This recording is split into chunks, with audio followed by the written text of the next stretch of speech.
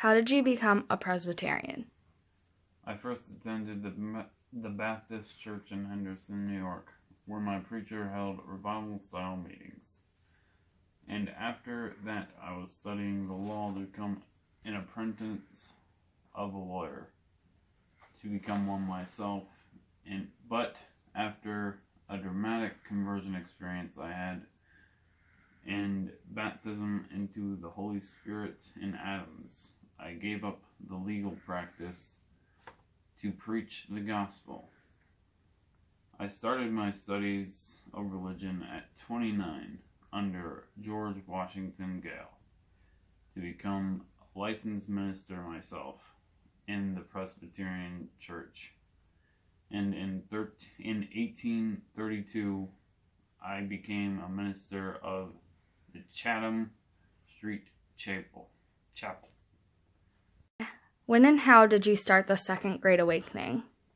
Well, I was an active revivalist from 1825 to 1835 in Jefferson County, and a few years in Manhattan. But my most notable year of being an active revivalist was in 1830 and 1831, where I led a revival in Rochester, New York, that was noted for inspiring the other revivalists of the Second Great Awakening. Okay. What did you do when you weren't preaching about revivalism? I was involved with social reforms, particularly the abolitionist movement. I frequently denounced slavery from the pulpit. In 1835, I became a professor at Oberlin College. I was selected as Oberlin's second president, serving from 1851 to 1866. We were the first American college to accept women and blacks as students, in addition to white men. What is the new method? The new method is where I allowed women to pray in mixed public meetings. I adopted the Methodist anxious bench.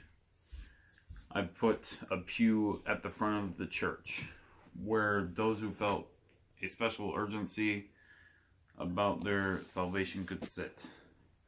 I prayed in colloquial, common, and vulgar language. Most of these new measures were actually decades old, but I popularized them and was attacked for doing so. For example, some false reports of in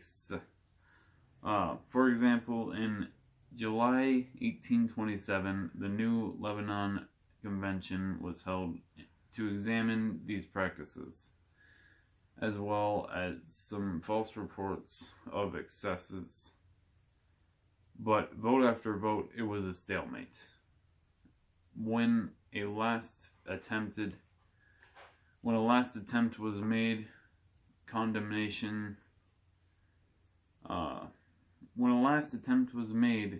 at a resolution condemning questionable revivalistic practices, I countered by proposing a condemnation to lukewarm in religion. Neither of these proposals passed. So what books did you publish? I published many books. I published lectures on revivals of religion in 1835, which was a manual on how to lead revivals. Inspired thousands of preachers to more consciously manage their revival meetings. I also published lectures on systematic theology in 1846 to teach my special brand of Arminianized Calvinism.